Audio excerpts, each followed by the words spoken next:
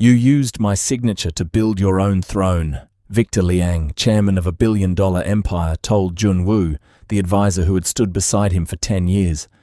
But the betrayal was uncovered by Amara Okafor, an ignored night shift archivist whose own past had already taught her what powerful systems do to inconvenient truth. 3 conflicting orders, a missing original, and 1 flawless signature led her toward a conspiracy hidden inside the company's culture of obedience. Soon, Victor's black fountain pen would stand sealed behind glass. Would he expose the man who betrayed him, even if the truth proved that his own leadership had made the betrayal possible? The first warning did not come from the regulators. It came from the silence inside the boardroom.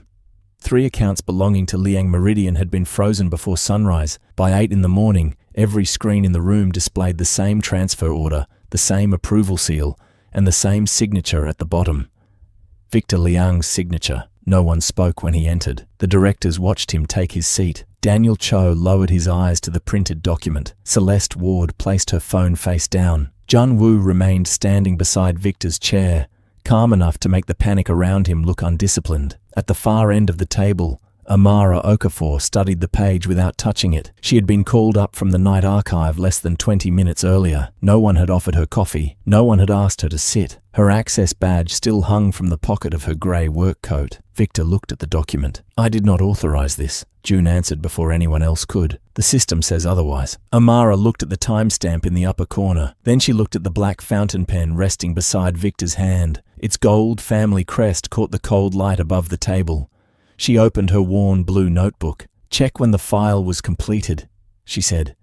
The room turned toward her slowly. Daniel frowned at his laptop. His fingers stopped above the keys. The file had been completed 47 minutes before the meeting in which Victor was supposed to have signed it. Victor's face did not change. Jun's did not either. Amara studied the signature again. The left edge of the final stroke was too clean. Victor's pen had a damaged nib. Real signatures left a darker thread of ink in that exact place. This one did not. No one had introduced her to Jun. Still, when Amara raised her eyes, he was already watching her. Not the document, her. And in that moment, she understood that the forged signature was not the beginning of betrayal. It was evidence of practice. Victor Liang did not look at Amara again. He looked at the people who had worked beside him for years, men and women who had argued over acquisitions and defended failed expansions. That morning, none of them challenged anything. The silence felt organized. Junwoo remained standing at Victor's right shoulder. Every document on the table had passed through his office before reaching anyone else. "The regulators froze 3 accounts at 6:12, Jun said. "They are treating the transfer as deliberate concealment." Celeste Ward folded her arms. "And the authorization carries Victor's seal?" "It carries more than the seal," Daniel Cho said quietly. "It carries his biometric confirmation." Victor turned toward him. Daniel did not hold the look. Jun stepped closer to the screen. His voice stayed even. "We should assume the problem began below the executive level. Archive access, document preparation, internal routing. Someone may have exploited a process that was never designed for hostility." The sentence moved through the room without resistance. Amara heard what it did not say. It did not accuse her. It only moved the floor beneath her feet. Victor rested one hand beside the black fountain pen. Who had access? June glanced toward Daniel. Daniel opened a file on his laptop. 7 people in compliance, 4 in records, 2 in legal operations. "And her?" Victor asked. He looked directly at Amara. Daniel hesitated. "Her credentials could retrieve archived approvals." Jun lowered his voice. "Only retrieve, not alter." It sounded like a defense. That made it worse. Amara remained standing by the table. Her grey coat was damp from the rain. The directors wore wool and polished shoes. She wore work shoes with salt dried along the seams and an access badge clipped to a pocket repaired by hand. No one asked why an archive employee knew more about the signature than legal counsel. They asked why she had been able to see it. Victor looked back at the screen. When was the original placed in storage? Daniel searched again. A small line appeared between his eyebrows. It was not. The air changed before anyone spoke. Celeste stopped tapping one finger against her sleeve. A director near the windows set down his coffee. The ventilation seemed louder. Victor said, "Explain." Daniel scrolled through the record. "The system shows a completed scan and a final approval." There should be a physical original with the executive packet. There is no intake receipt. Jun did not move. Then we are dealing with an archive failure. Amara watched Daniel's hand tighten around the edge of his laptop. Not fear of the missing document, fear of the man explaining it. Victor leaned back. He had built Liang Meridian by rewarding speed and punishing hesitation. People brought him solutions, not uncertainty. Bad news arrived, stripped of every detail that could sound like doubt. Complaints became summaries. Risks became manageable language. By the time truth reached his office, it had learned how to bow. Jun had helped create that discipline. For 10 years he had stood between Victor and disorder. He remembered which directors needed praise, which managers needed pressure, and which problems could be kept from the chairman until they were solved. Victor had called that loyalty. No one in the room had corrected him. "Pull every access log connected to the transfer," Victor said. "Suspend external document privileges until we know what happened." Amara opened her blue notebook. The sound was small, but Jun heard it. His eyes shifted toward her hand. Victor noticed. "What are you writing?" "The order." "You are not taking minutes." "No?" The answer was quiet enough that several people leaned forward. Victor's expression hardened. "Then why write it down?" "Because external privileges will not tell you who changed the file." Jun smiled faintly. "Miss Okafor, this is not the time for speculation." She looked at him. "I did not speculate." Daniel glanced at the document. Celeste turned slightly in her chair. Victor tapped one finger beside the pen. "What exactly are you saying?" Amara closed the notebook but kept her thumb between the pages. "The transfer file was completed before the meeting. The signature does not match the pen. The physical original was never received. Those are separate failures only if you want them to be." No one interrupted her. Jun's face remained calm, but his right hand adjusted the cuff of his jacket. It was the first unnecessary movement she had seen. Victor followed her gaze, then returned to the screen. "Find the original." Daniel started to speak, then stopped. Amara said, "It may already be gone." Victor's eyes sharpened. "From my building. From the chain of custody." Jun stepped in before Victor could answer. "We should remove record staff from the system immediately. It protects the investigation and protects them from further exposure." Again, he made exclusion sound like care. Victor nodded once. "Do it." Amara did not argue. She wrote the time in her notebook, spelling each number in full, as she always did when she expected a record to matter later. Then Daniel's laptop gave a soft alert. He stared at the screen. The archive inventory just updated. Victor stood.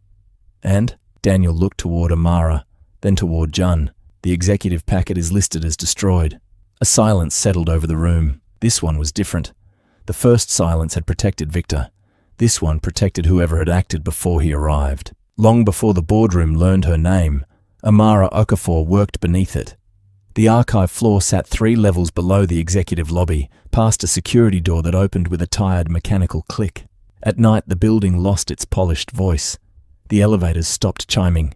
The marble halls emptied. What remained was the low breath of ventilation, the hum of servers, and the soft drag of paper against paper. Amara preferred that hour. Documents were easier to understand when no one stood nearby to explain what they were supposed to mean. She moved through the records room with a grey cart, checking intake sheets, scanning approval packets, and matching signatures to digital entries. Most people believed archive work meant storing the past. Amara knew better. The archive was where the company revealed what it had tried to hide from itself. A missing page was rarely just a missing page. A late signature was rarely just a delay.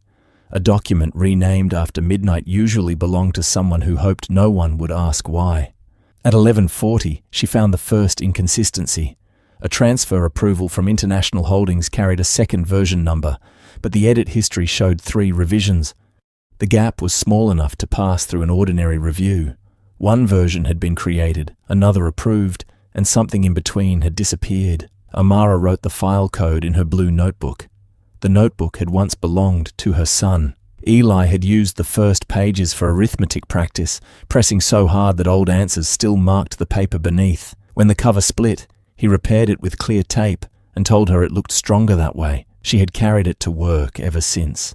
By midnight, rain tapped against the narrow basement windows. Amara checked the access history again. The missing revision had been opened from an executive terminal, then routed through the office of Jun Woo. She copied the access code by hand. Then the entry vanished. The screen refreshed without warning. The line connecting the file to Jun's office was gone, replaced by a maintenance notice. Amara stared at the blank space. She did not touch the keyboard.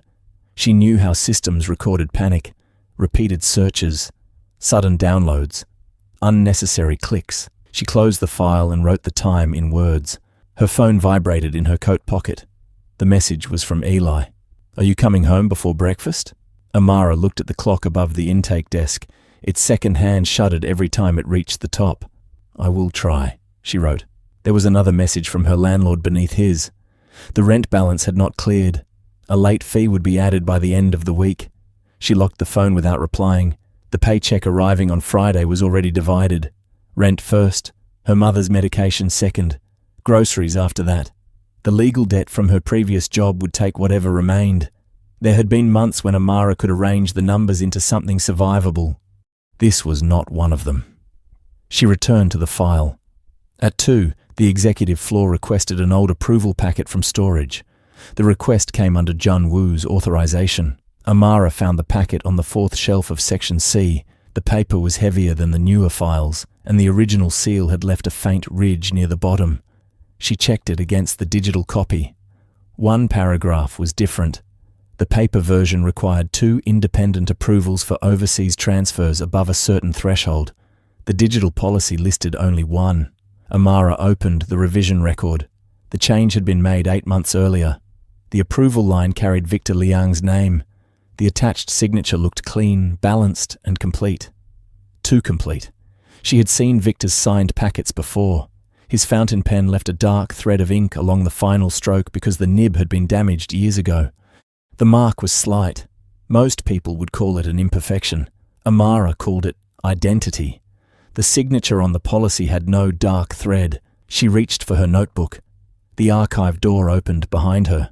A young legal assistant stood in the doorway, breathing harder than the short walk required. "Mr. Wu needs the packet now." Amara closed the folder. "Who requested the original?" "He did." "Why?" The assistant looked toward the corridor. "I was told not to ask." Amara held the packet against the cart. "Then ask him to sign the removal log." The assistant gave a nervous laugh. "He does not sign archive logs. Tonight he does." For a moment, neither moved. The assistant lowered her voice. "You do not want trouble with that office." Amara looked at the young woman's hands. One thumb kept rubbing the edge of her identification card. Not impatience. Fear. Amara placed the packet on the intake desk and opened the logbook. No signature. No original. The assistant stared at her, then stepped into the hallway to make a call. Amara used the silence to scan the disputed page, record the physical seal, and copy the revision history. She did not send the files to herself. She created an internal preservation record and assigned it a code no one on the executive floor had used in years. When the assistant returned, her face had changed. He said to bring the digital copy. Amara nodded. That answer told her more than the request had. She returned the original to the shelf and locked the section. Before closing her notebook, she wrote one final line beneath the access code. He knew which version was missing. At 2:13, the archive monitor flashed once. The deleted entry returned for less than a second, long enough for Amara to see that her own employee account had been attached to it. Jun Woo remembered every birthday in the building. He remembered which assistant preferred tea to coffee, which director had a daughter applying to law school, and which junior manager was quietly paying for a brother's rehabilitation. He sent flowers before funerals were announced. He arranged hospital rooms before families understood they needed them. When people spoke about loyalty inside Liang Meridian, they rarely spoke about Victor. They spoke about June. He never raised his voice. He did not need to.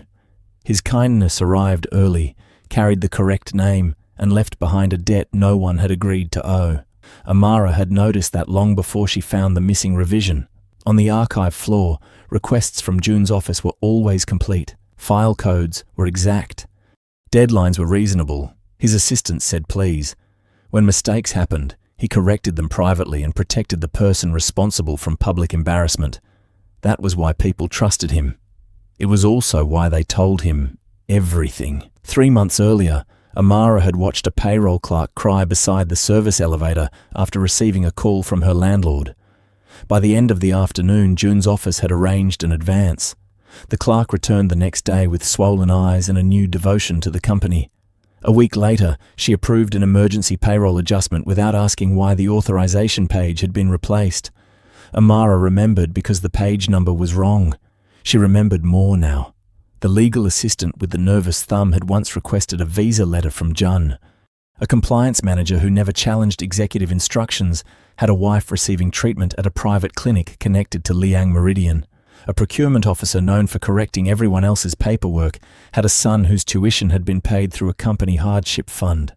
None of those acts were crimes. Together, they formed a map.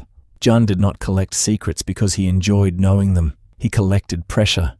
He learned where fear lived inside each person, then made himself useful enough to stand beside it. The morning after Amara saw her account attached to the deleted entry, Jun held a staff breakfast on the executive level. The invitation included everyone whose department had touched the transfer file. Amara's name was not on it. She went anyway. The conference room smelled of warm bread and expensive coffee. Jun stood near the windows, speaking to a receptionist about her father's surgery. He remembered the date. He remembered the surgeon's name. The receptionist looked relieved simply because he had asked. When he saw Amara, his expression did not change. "Miss Okafor," he said. "You work nights?" "I do." "You should be home." "So should the transfer file." The receptionist lowered her cup. Jun smiled, but only with his mouth. "I heard there was confusion in records. There was removal. Those are different words. They describe different things." A few conversations softened around them. No one stopped speaking completely, but several people began listening. Jun picked up a small plate and offered it to her.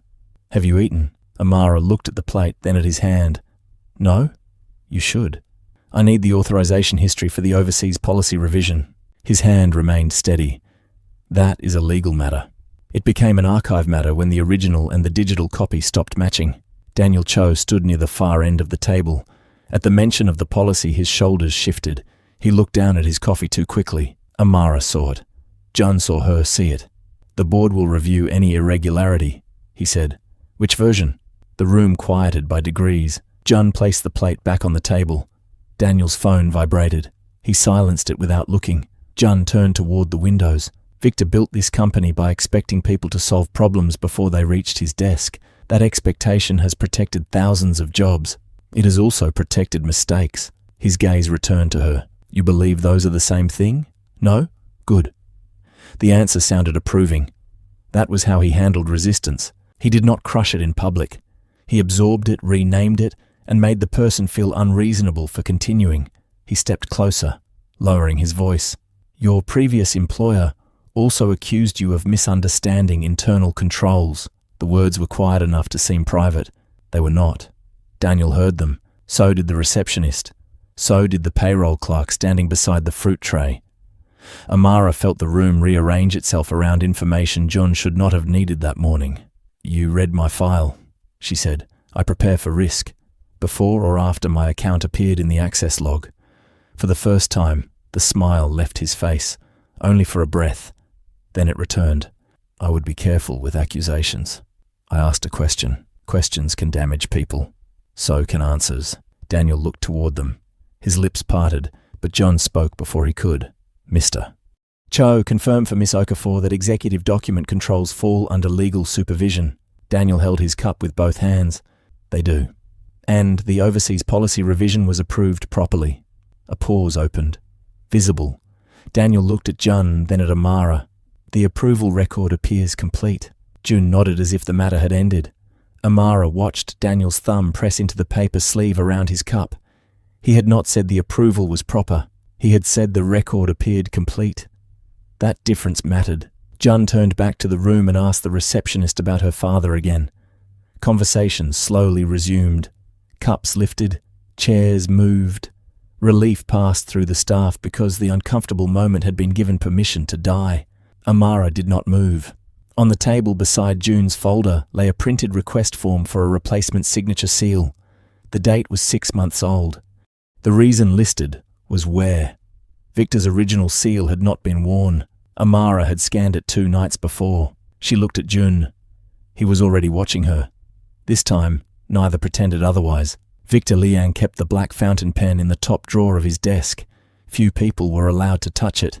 The pen had belonged to his father, who signed the company's first warehouse lease when Liang Meridian was still painted by hand on 2 delivery trucks. Victor later repaired the barrel and kept the gold family crest polished.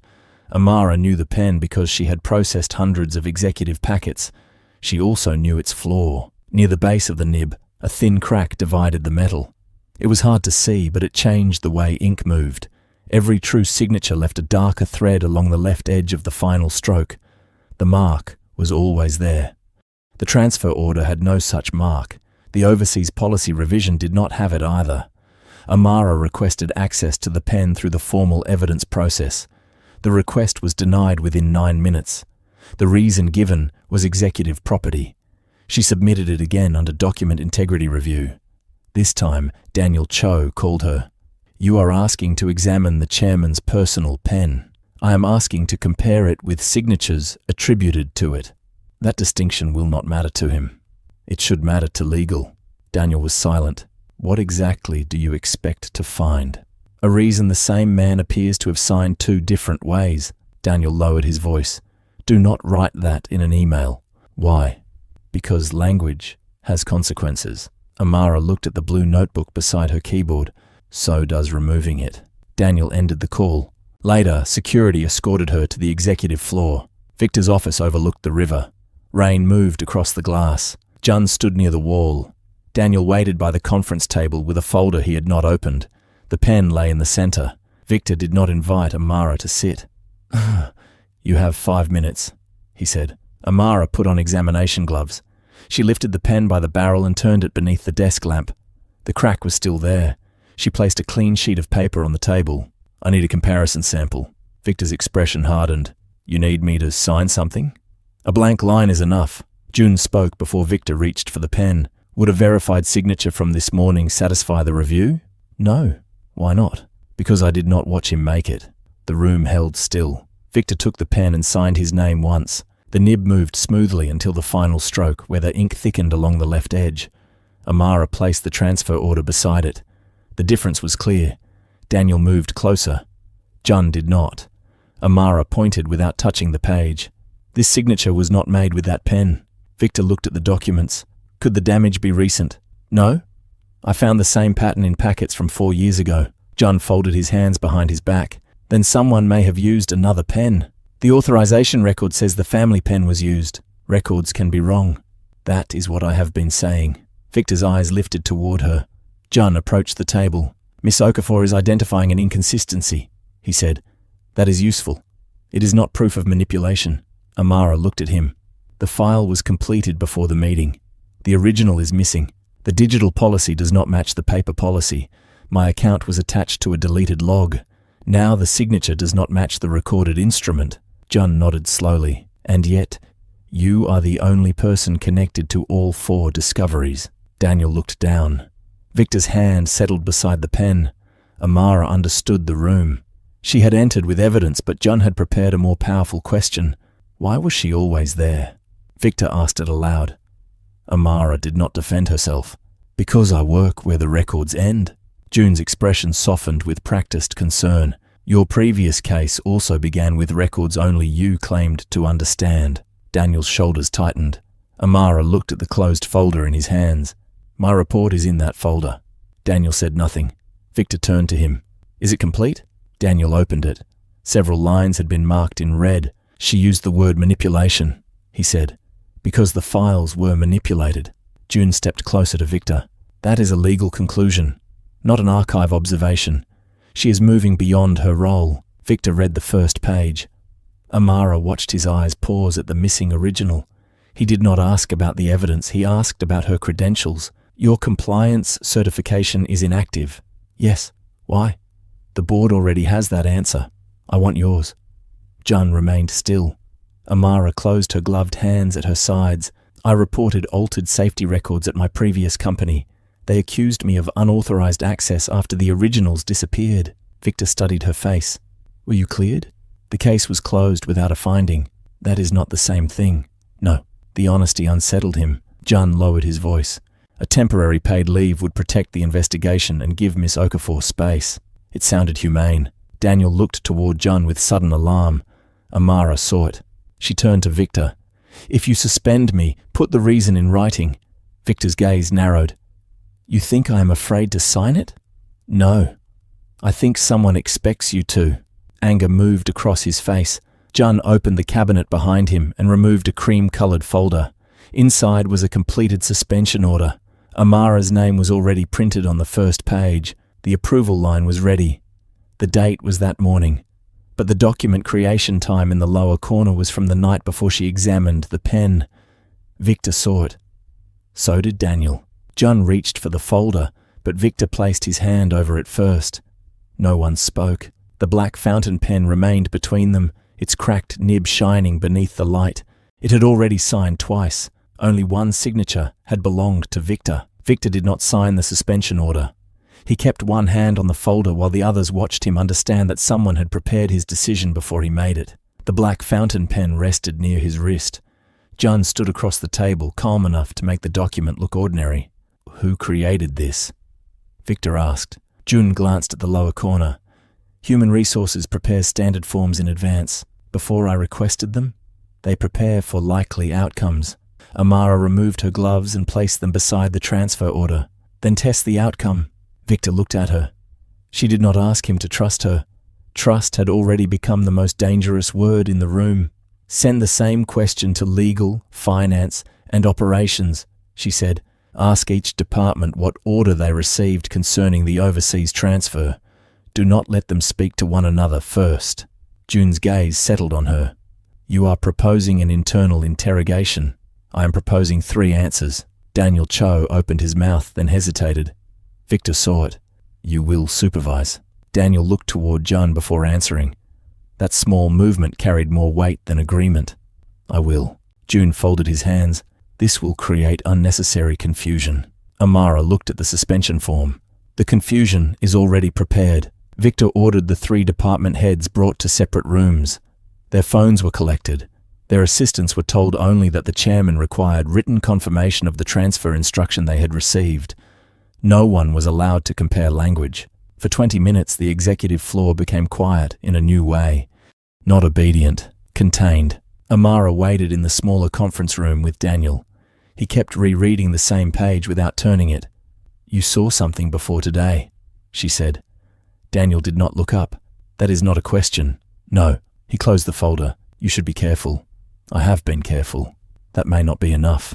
Amara opened her blue notebook. "It was not enough last time either."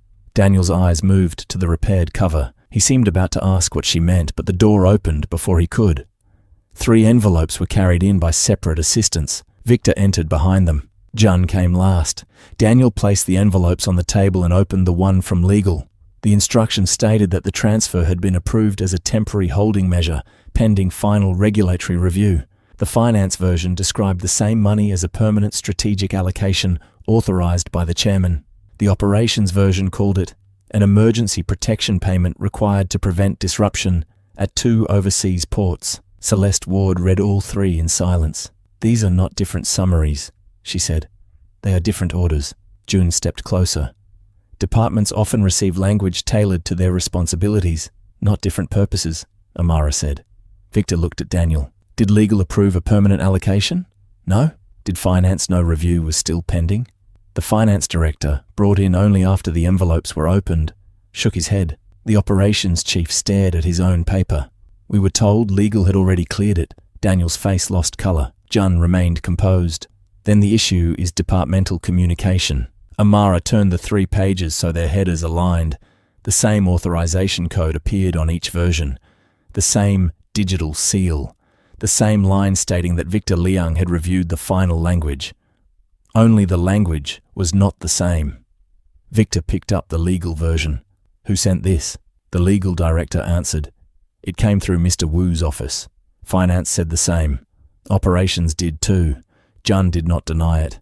"My office distributes executive instructions. That is its function." "Which version did I approve?" Victor asked. Jun paused only briefly. "The controlling version." "Which one?" "The master file." Daniel searched the document system. His fingers moved faster now. "There is no master file." Jun looked at him. Search the restricted index. I am. The room waited. Daniel tried again. Then he stopped. The index points to an archived container. Amara knew the code before he read it aloud. It was the same container linked to her employee account. Daniel turned the screen toward the table. The system showed that Amara had created, revised, and distributed all 3 versions during her night shift. Victor's attention moved to her. Jun exhaled as if disappointed rather than surprised. This is why I recommended removing her access. Amara did not reach for the laptop. She looked at the distribution times. The first version had been sent while she was logged into the archive. The second had been sent 3 minutes later. The third had been sent while the archive security camera showed her on the opposite side of the floor, carrying a sealed records box with both hands. "Open the authentication details," she said. Daniel did. Her password had been used, her badge had not. The system listed a remote executive override. The override identity had been hidden behind a maintenance credential. Jun spoke softly. "Those credentials are shared." "No," Amara said. "They are assigned to a department, to a terminal." Victor looked at her. "Which terminal?" Amara turned to Daniel. "Show the routing path, not the username." Daniel expanded the record. The path moved from the archive container to executive administration, then through a secure relay registered to Jun's office. No one spoke. Jun leaned over the table. "A relay proves distribution, not creation." Amara nodded. "That is why we preserve the originals." She took the 3 documents and placed each inside a clear evidence sleeve. She wrote the time, location, and names of every person present. Then she asked Daniel to sign across the seal. He stared at the line. "If I sign this, I become part of the chain." "You already are." His hand trembled once before he took the pen. Celeste signed next. Victor watched them. "What happens now?" "We lock the files," Amara said. "We copy them once. We record the hashes. We separate the witnesses. We do not let one office control what everyone else remembers." Jun's jaw tightened. Victor noticed. Amara opened her blue notebook and copied the 3 authorization codes beneath the earlier access record. For the first time, Victor looked at the notebook as if it contained more authority than the folder bearing his name. Then Daniel's laptop chimed. A new message had entered the investigation queue. It contained a 4th version of the order. The document also carried Victor's seal, Daniel's approval code, and a timestamp from the hour Amara had been standing beside them. This one accused Amara Okafor of creating the other 3. The 4th version of the order remained on Daniel's screen while everyone in the room looked at Amara. It was designed for that moment. The language was clean. The sequence was plausible. The document claimed that Amara had created the conflicting orders, inserted Victor's seal, and used archive access to hide the original record. It included her employee identification, her login history, and a statement from a former employer describing her as a compliance risk. Jun did not touch the laptop. He did not need to. Victor read the final paragraph twice. Celeste moved closer to Daniel, but Daniel kept both hands beside the keyboard. Amara recognized the company name before anyone spoke it. Northbridge Safety Systems. The room became smaller. For years, she had trained herself not to react to that name. She had learned how to hear it in legal notices, debt collection calls, and background checks without allowing her face to change. But the old memory did not arrive as a sentence. It came as sound, the high mechanical whine of a document scanner. The same pitch had filled the archive floor at Northbridge on the night the safety reports disappeared. Amara looked at the blue notebook in her hand, her thumb pressed against the repaired edge. Jun watched the gesture. "This is not the first time Miss Okafor has been connected to altered records," he said. His voice carried no triumph, only concern. That made the accusation easier for the room to accept. Victor turned toward Amara. "Tell me what happened." She looked at the document, not at him. "My former employer altered safety inspection reports." "And you accessed restricted files?" "Yes." Victor waited for more. Amara gave him nothing else. Jun stepped forward with a thin folder. "The internal report says she copied confidential records, removed originals, and made accusations she could not prove. The originals disappeared after I reported them," Amara said. "Were you cleared?" "The case was closed." "That was not my question." "No." The word remained between them. Celeste looked toward Amara with disappointment rather than suspicion. It was almost worse. Jun opened the folder and laid out several pages. The reports described unauthorized access, policy violations, and emotional instability under pressure. Every phrase sounded official. Every conclusion had been written by people who kept their jobs. Amara remembered the hearing room at Northbridge. She remembered the glass pitcher sweating on the table. She remembered the colleague who had promised to confirm the altered inspection dates. His name was Marcus Bell. He had sat outside the room for nearly an hour. When they called him in, he said he could not remember the conversation. He never looked at her. The company suspended Amara that afternoon. 3 months later, the investigation ended without charges and without an apology. Her certification lapsed while legal fees consumed the money she had saved for Eli's school. Northbridge called the matter unresolved. Future employers called it risk. Jun tapped the report. Patterns matter. Amara looked at him. So, do methods? Victor's gaze shifted between them. Did you remove records from Northbridge? I preserved copies after the originals began disappearing. You made that decision yourself? Yes. Without authorization? With no safe authority left to ask. Jun lowered his eyes as if saddened by her answer. That is exactly the problem. Daniel closed the file on his screen. No, he said. The room turned toward him. His voice was quiet, but it did not retreat. The problem is that this document arrived while we were all here. Jun looked at him. Daniel continued. Amara could not have created it from the archive system. Her access was suspended before the message entered the queue. A delayed transmission, June said. Then the server should show a scheduled command. Daniel checked. The silence lasted long enough to become visible. No. June's expression remained calm. Then someone is using her credentials. Amara met his eyes. Someone has been using them for months. Victor looked at the pages from Northbridge again. Why did you not disclose this when you were hired? I did. Daniel opened Amara's personnel file.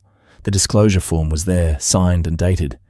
Beneath it was a review note approving her for archive work with restricted executive access. The approval came from June's office. Celeste read the note over Daniel's shoulder. You knew. Jun did not deny it. I believed in giving her a second chance. Amara felt the shape of the trap become clear. He had not discovered her past after she found the altered files. He had selected her because of it. A woman with the right skills and the wrong history.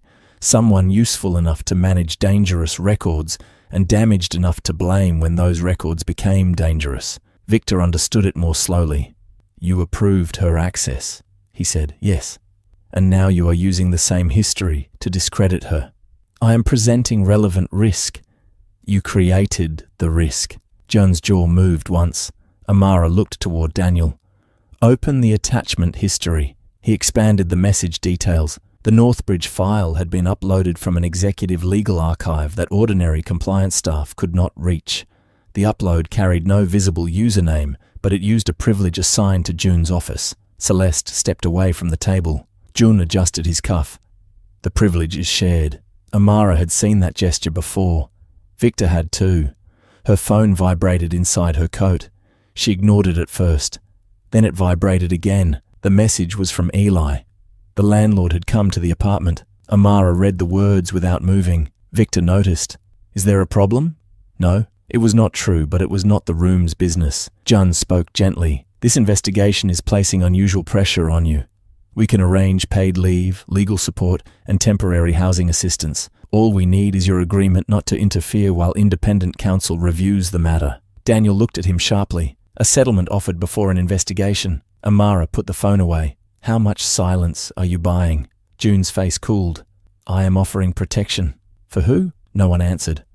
Amara opened her notebook and wrote down the offer, the time, and every person in the room.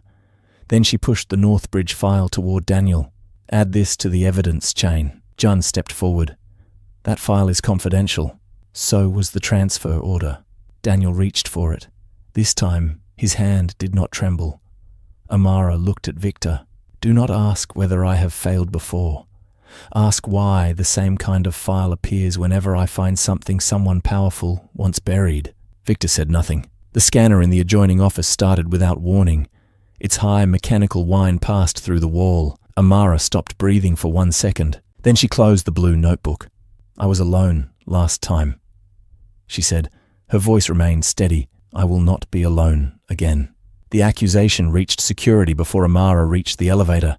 Her access badge failed. The reader blinked red, then went dark.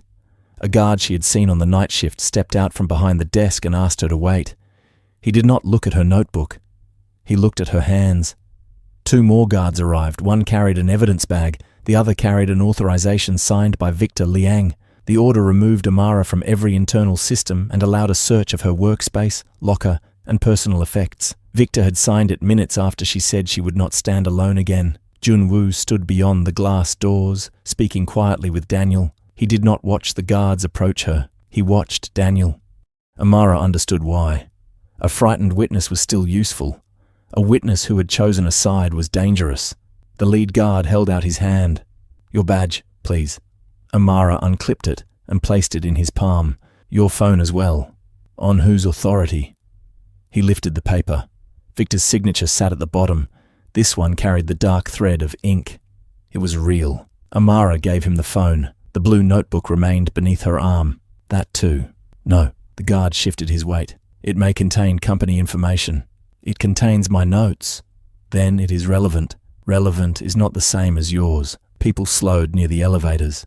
Assistants held coffee without drinking. A receptionist stared at a dimming screen. No one asked what Amara had done. That was how buildings accepted a verdict. Not through agreement. Through stillness. June approached at last. Miss Okafor, cooperation will protect you. From what? A misunderstanding becoming worse. She looked past him to Victor's office. The door was closed. You already named it before anyone investigated it. Jun lowered his voice. Do not make this public. Amara glanced at the watching employees. It already is. The guards escorted her downstairs. The archive floor looked different with security behind her. The fluorescent lights were too white.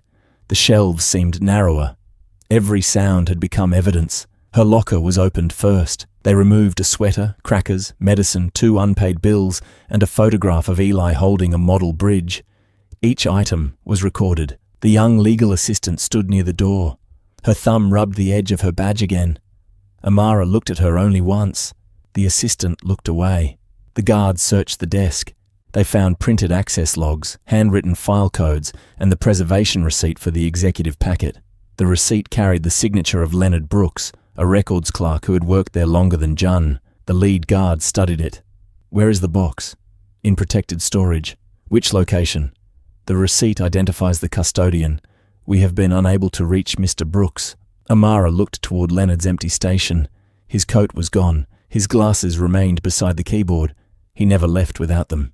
Jun entered the room with Daniel behind him. What did you remove from this archive at 2:13 this morning? Jun asked. A sealed box. Containing? Original records marked for preservation. Without executive approval. With archive authority. You are not an archive director. No, I am the person who noticed the destruction order. Daniel looked at the receipt. Jun took it from him. Leonard Brooks signed this? Yes. And now he cannot be found. Amara heard what the sentence was built to do. Leonard was not missing. He was being made into proof. The lead guard opened the drawer beneath Amara's desk and removed a portable drive. Amara had never seen it before. June's expression changed with perfect restraint. What is on that? The guard connected it to an isolated laptop. A folder appeared with the 3 conflicting orders, copies of Victor's seal, and messages under Amara's name. The final message ordered the original packet destroyed after payment cleared. No one spoke. Daniel moved closer to the screen. These files were created under her account. Jun looked at Amara. You said someone used your credentials. They did. The drive was in your desk. It was placed there. When? Before you searched it. Jun let the silence answer for him. The legal assistant stopped rubbing her badge. Amara saw her face. Not guilt. Recognition. She had seen someone enter the archive. Amara did not call attention to her. Not yet. The lead guard reached for the blue notebook again. This time, Amara handed it to Daniel. Seal it yourself. Jun held out his hand. I will review it. No, Daniel said. The word surprised everyone, including him. He placed the notebook inside the evidence bag and signed across the seal. Then he wrote the time beneath his name. Jun watched him finish. You are compromising legal neutrality. Daniel looked up. Neutrality does not mean giving evidence to the person named in it. The archive went still. June's face remained composed, but the skin near his jaw tightened. Victor arrived before he could respond. He entered alone. His gaze passed over the open locker, the bills, Eli's photograph, and the drive. Then he looked at Amara. "Did you take the box?" "Yes." "Did you copy these files?" "No." "Did you use company records outside authorized channels?" "I used the preservation rule your company forgot to erase." Victor turned to Daniel. Daniel showed him the receipt and the old policy. The rule allowed record staff to relocate originals when destruction or alteration appeared imminent. It required a second custodian and sealed transfer record. Leonard had been the second custodian. Victor read the clause twice. Jun stepped beside him. "An obsolete rule does not excuse theft. It was never revoked," Daniel said. "It was superseded by executive practice." Amara looked at Victor. "Practice is not policy." His eyes hardened. "You moved documents from my building without telling me." Because every warning sent upward passed through his office. She did not point at Jun. She did not need to. Victor looked between them. The portable drive chimed. A new file opened automatically. Security footage appeared on the screen. It showed Amara entering the archive at 2:11. It showed her removing the sealed box at 2:13. Then the image jumped. For 6 minutes the corridor vanished. When the footage returned, the box was gone, and Amara was alone. Jun spoke softly. "There is your answer." Amara watched the time code. The jump was clean, but not perfect. At the edge of the first frame, a polished black shoe appeared behind the archive door. In the returning frame, the shoe was gone. She looked toward the legal assistant. The young woman stared at the same corner. Her face had lost all color. Amara said nothing. The guard took her by the arm. As they led her toward the elevator, the assistant finally raised her eyes. "I saw who came in," she whispered. Her voice was low, but everyone standing in the corridor heard every word she spoke. Jun turned.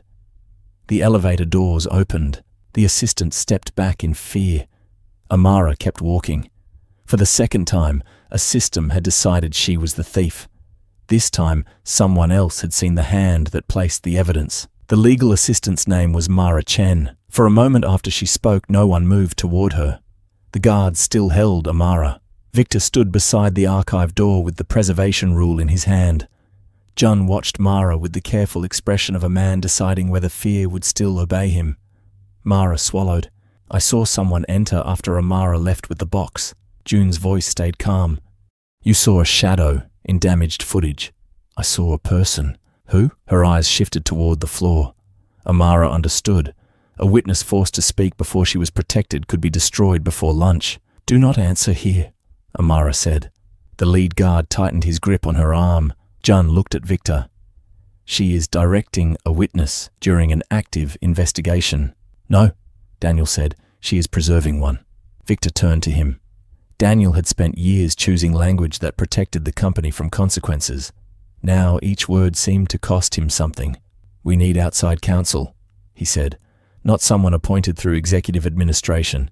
We need independent custody of the footage, the drive, the notebooks, and the transfer files." Jun gave a disappointed breath. "You are treating an archive irregularity as a conspiracy." Daniel looked at the 3 versions of the order on the screen. It became a conspiracy when the evidence started arriving before the questions. Victor released Amara from security custody but did not restore her access. He ordered Mara placed under legal protection and moved the investigation out of the building. No files were to remain under executive control. Jun agreed quickly. That was the first thing Amara recorded when Daniel returned her blue notebook long enough to copy the sealed evidence number onto a page. The independent review began that evening in a rented conference room above a law office across the river. The coffee was weak. Nothing in the room carried Liang Meridian's crest. Amara trusted it more than the boardroom. She refused to give the entire case to one person. One forensic accountant received the transfer records. A digital examiner received only the server images. A handwriting specialist received copies of the disputed signatures without names or company titles. Mara gave her statement to outside counsel, with Daniel present, but silent. Each person was asked a narrow question. No one was told what answer the others had found. Amara had learned that from Northbridge. A single witness could be pressured. A single file could disappear. A single investigator could be persuaded that uncertainty was the same as innocence. A chain was harder to frighten. The digital examiner found the first break before midnight. Amara's password had been used, but not through her workstation. The login travelled through a remote credential relay assigned to executive administration. The system then copied her profile, created the conflicting orders, and returned the altered files to the archive container under her name. The process had been tested before. There were smaller traces across 18 months. A revised vendor approval, a changed port insurance clause, a delayed compliance warning. Each alteration had been made after someone else completed the original work. Each was routed through the same relay. Each returned carrying the name of an employee too junior to challenge the record. The handwriting report arrived next. The signatures on the transfer orders were not freehand copies. They were fragments taken from real documents, cleaned, resized, and placed onto altered pages.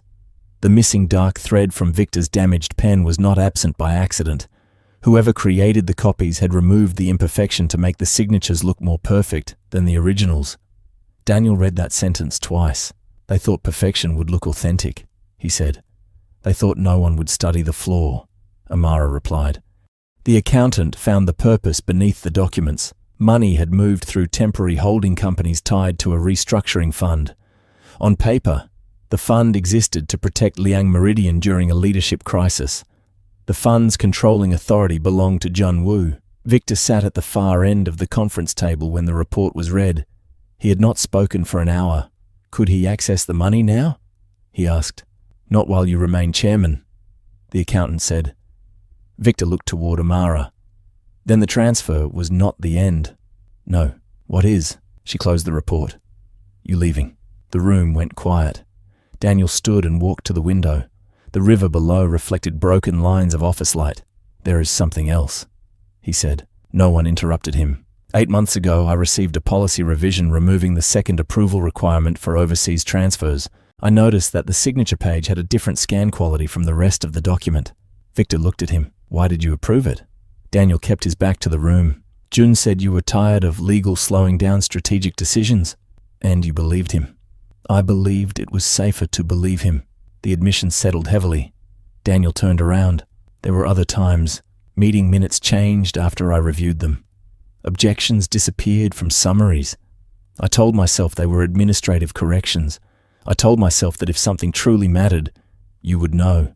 Victor's face hardened. You were my general counsel. Yes, and you were afraid to tell me the truth. Daniel looked directly at him. Yes? Victor had no answer for that. Amara did. That is how this worked. She placed 3 reports side by side. The digital relay, the altered signatures, the restructuring fund. Jun did not need everyone to lie. He needed each person to surrender one small part of the truth. Legal stopped checking the source. Finance trusted legal. Operations trusted finance. You trusted the reports that survived him. Victor looked down at the documents, and he trusted that no one would compare them. Mara's statement confirmed the physical side of the plan. She had seen Jun's senior aide enter the archive during the missing section of footage. The aide carried a portable drive and left without the box. Later, Mara was told to request the digital copy of the policy instead of the original. The aide had already left the country. Jun had begun closing doors. Near dawn, the outside attorney received an encrypted email from an unknown sender. It contained a draft announcement stating that Victor Liang would resign for health reasons and that Jun Woo would assume temporary control to stabilize the company. The announcement was dated for the following afternoon. Attached to it was a resignation agreement. Victor's name appeared at the bottom. The signature line was still empty. Amara studied the metadata. The document had been created months earlier and revised that morning. Jun had not been waiting for a crisis. He had been building one. Victor looked at the empty line beneath his name. What happens if I sign? The attorney answered quietly. Jun takes control of the company, the investigation, and every record still inside it. Amara closed her notebook. For the first time since the accounts were frozen, Victor looked afraid. Not of losing his empire, of understanding that the man who had protected it for 10 years had been preparing to inherit it. Jun chose the dining room for the meeting. It was one of the few places in Liang Meridian without cameras. The room had been built for private negotiations, with wood walls, a table, and windows facing the river. Victor had signed acquisitions there. He had dismissed directors there. He had once told Jun that a room without witnesses was where powerful men could be honest. Now he understood why Jun remembered that. When Victor entered, the table had already been set for two. No food had been served. A folder rested beside a glass of water, and the black fountain pen lay across it. Jun stood near the window. "You came alone," he said. "You asked me to." "I asked for discretion." Victor closed the door behind him. "You have had 10 years of it." Jun did not react. He pulled out a chair, but Victor remained standing. The city below them was beginning its morning rush. Delivery trucks moved along the river road. Office lights appeared. From that height, the company looked untouched. June placed one hand on the folder. "The board is frightened.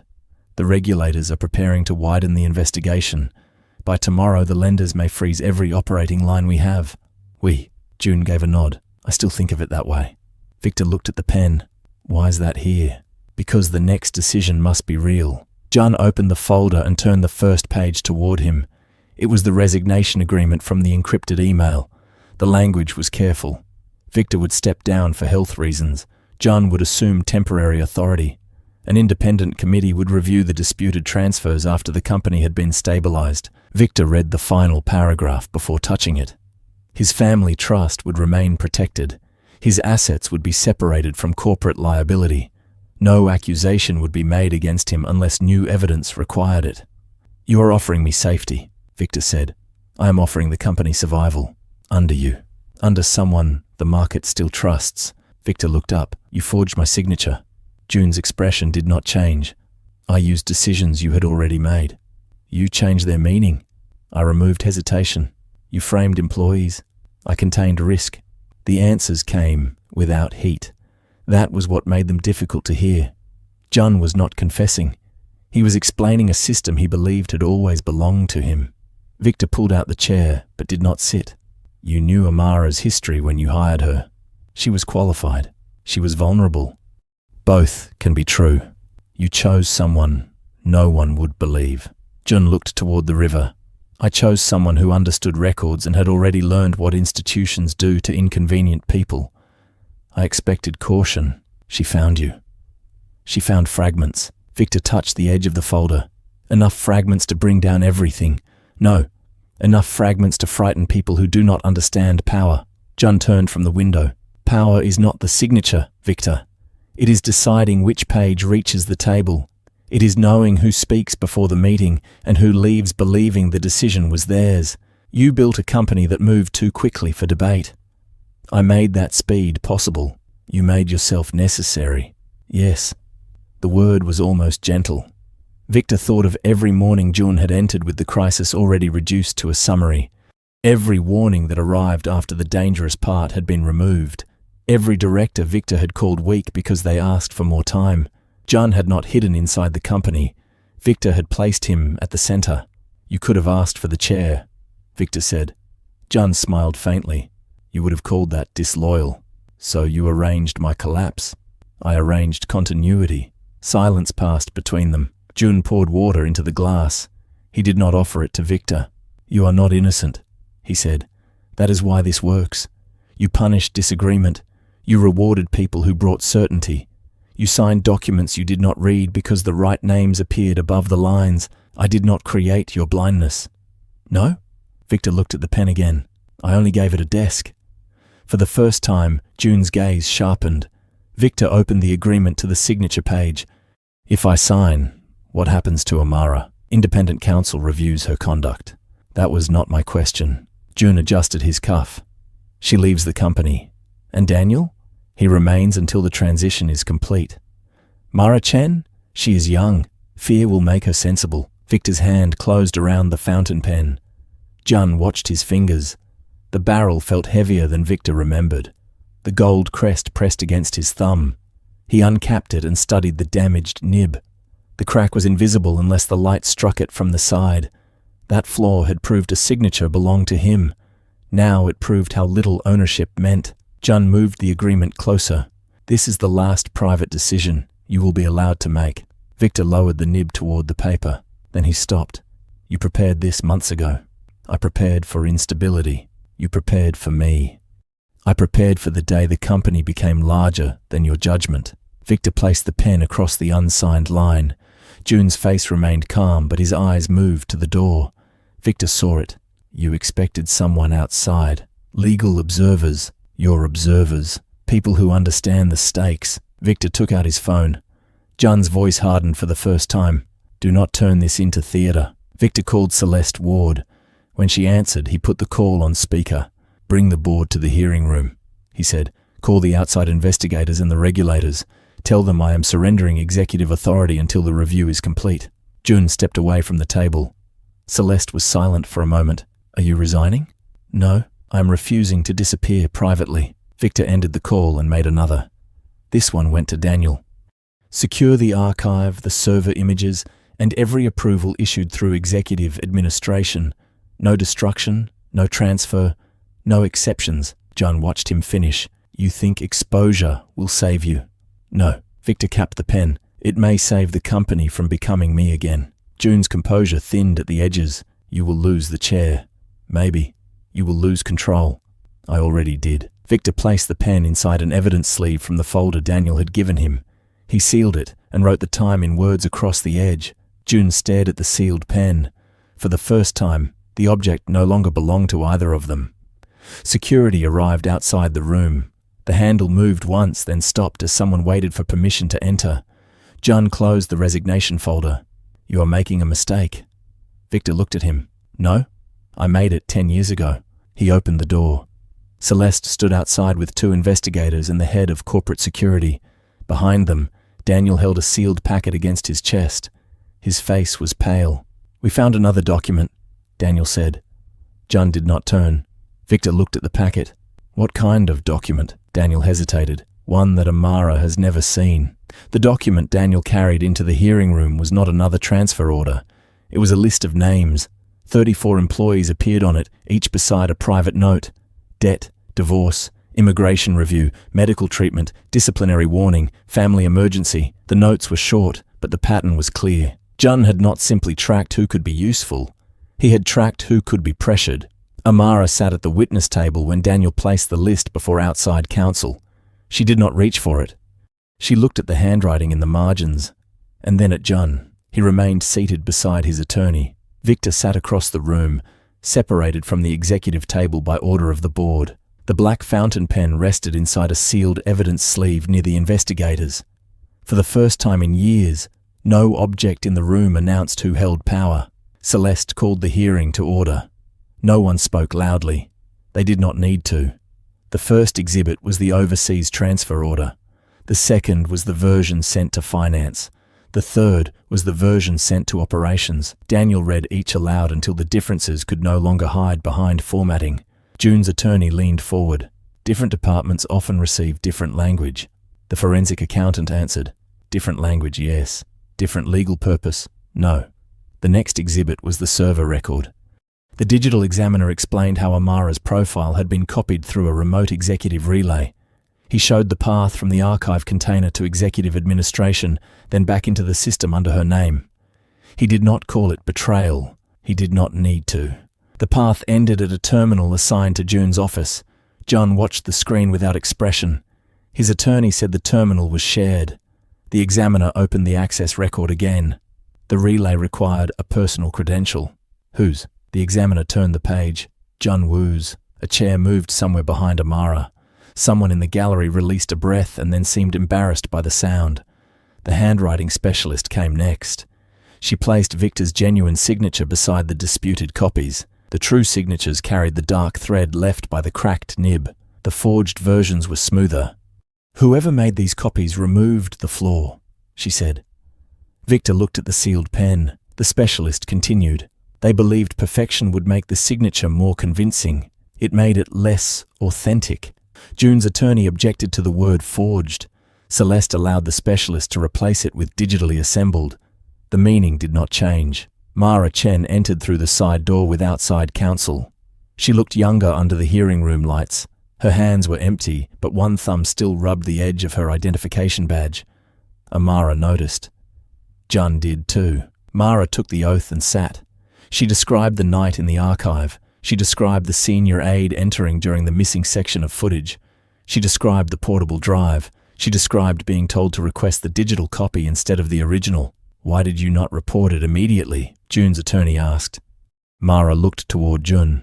"Because everyone who reported a problem through normal channels was sent back to his office." The room went still. The attorney asked whether Jun had threatened her directly. "No." "Then you are describing an assumption." Mara shook her head. "I am describing the structure." Amara lowered her eyes for a moment. That was the sentence the hearing needed. Leonard Brooks entered next. He wore the same brown coat he had left hanging beside the archive desk. His glasses sat crooked on his face. He looked tired, but not missing. Jun's attorney turned sharply toward Daniel. Daniel said, "Mr. Brooks was placed under witness protection after the preservation transfer." Leonard confirmed that Amara had moved the original packet under an old archive rule. He confirmed that the seal had been intact. He confirmed that Jun's office had ordered the packet destroyed before the regulators froze the accounts. "Why did you help her?" Celeste asked. Leonard looked at Amara. "Because she asked me to sign my own name. Nothing more." The hearing moved to the list Daniel had found. Outside counsel displayed each category without showing private details: financial pressure, medical dependence, immigration vulnerability, family exposure, career risk. Then the names of employees who had approved altered records appeared beside those categories. No one was accused of being weak. That made the evidence harder to dismiss. Jun had built obedience by learning where each person could not afford resistance. Daniel was called last. He did not sit comfortably. He kept both hands flat on the table. "I saw irregularities," he said. "I did not investigate them." "Why not?" Celeste asked. "Because Jun always had an explanation, and Victor always rewarded certainty." Victor did not look away. Daniel continued, "I told myself that silence was caution. It was fear." Jun finally spoke. "This company survived because difficult decisions were made before people understood them." Celeste turned toward him. "You will speak through counsel." Jun ignored her. He looked at Victor. "You asked for speed. I gave it to you. You asked for loyalty. I removed the people who confused loyalty with resistance." Victor stood slowly. "No. You removed the people who could still tell the difference." Jun's expression held for another second. Then something in it failed. Not panic. Calculation. He looked toward Daniel, but Daniel did not lower his eyes. He looked toward Mara, but she kept facing forward. He looked toward the directors who had once waited for his signals. No one moved. His attorney whispered something. Jun did not answer. Celeste ordered the investigators to freeze every system connected to executive administration. Security approached the table. Jun adjusted his jacket as he stood. "We had no way of knowing which records were genuine," he said. Amara looked at him. "That is why you made sure no one could compare them." The sentence was quiet. The room heard it. Security escorted Jun toward the side door. He did not resist. He did not apologize. He carried himself with the last piece of dignity he still controlled. At the doorway, he turned toward Victor. "You think this clears you?" Victor remained standing. "No." That answer stopped Jun longer than any accusation had. Celeste closed the evidence file. "The investigation into Jun Woo will continue," she said. "So will the investigation into Victor Liang." Several directors shifted. Victor did not. Outside the glass wall, employees watched. Some had defended Jun. Others knew enough to remain silent. None looked relieved. Removing one man had not removed the habits that protected him. The company still had to learn what truth would cost. Amara looked at the sealed fountain pen, then at her blue notebook beside the witness microphone.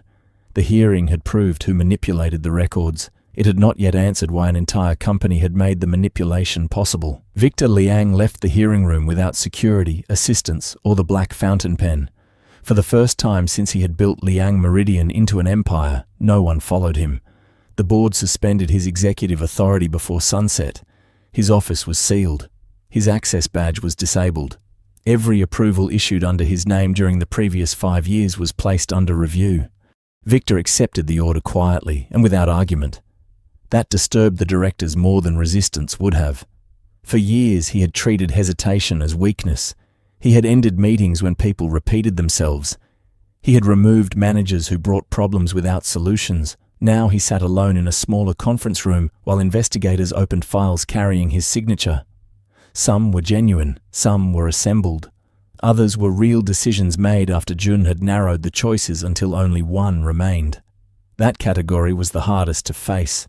Amara did not attend the first week of interviews. She returned to the archive under outside supervision and helped identify which records had passed through executive administration. Her name appeared on temporary evidence lists, but her badge still failed at ordinary doors. The company had not yet decided whether she was trusted. It had only decided that she had been right. Daniel Cho spent 3 days contacting former employees who had raised objections during Victor's leadership. Some answered immediately. Others hung up when they heard the company name. A former risk officer sent back one sentence: "You did not lose my warning. You removed me for giving it." Victor read the message twice. He remembered the man. Quiet, careful, too slow, Victor had once said. The next file belonged to a regional accountant who had questioned an acquisition. Her performance review changed 1 week later. Another employee had reported altered shipping data and been transferred to a role without system access. A compliance manager who challenged Jun's summaries had resigned after his medical leave request was delayed. None of those decisions had been made by Jun alone. Victor had approved them. The investigators asked the same question in different forms. Why had no one been allowed to disagree with him? Victor gave several answers before he gave the true one. "My father trusted the wrong man," he said. The investigator waited. Victor looked at the blank wall. "He lost the company he built before this one. I watched people call him foolish because he believed a partner who smiled while taking control. So you stopped trusting people?" "I stopped trusting disagreement." Those were not the same thing, but he had treated them as if they were. By the second week, the board had mapped the structure Jun used. Executive administration controlled access to Victor. Legal relied on documents routed through executive administration. Finance relied on legal. Operations relied on finance. Human resources tracked employees who challenged decisions. Internal complaints returned to the offices named in them. Every line curved inward. At the center sat Victor, surrounded by information that had already learned what he wanted. Celeste Ward presented the findings in a closed session. "This was not a failure of one dishonest executive," she said. "It was a system designed to reward agreement and hide uncertainty." Victor sat at the far end of the table. "What changes?" Celeste studied him.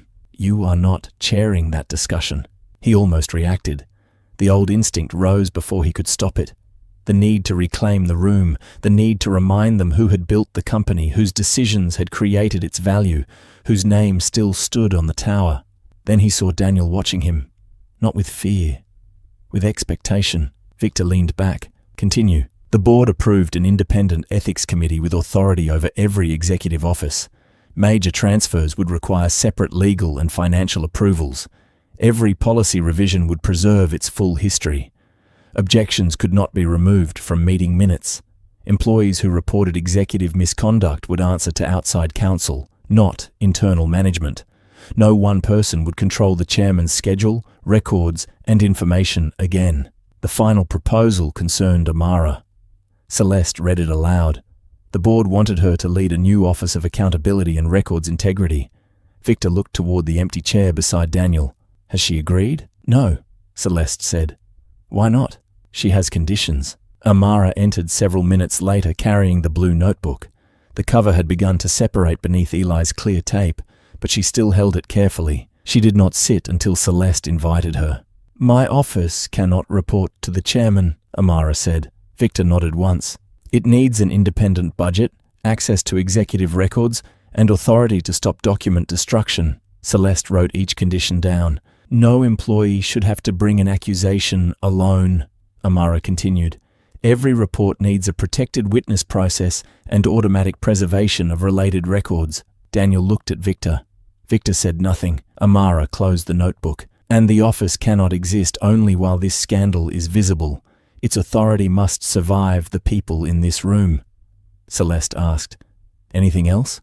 Amara looked at Victor. "Yes.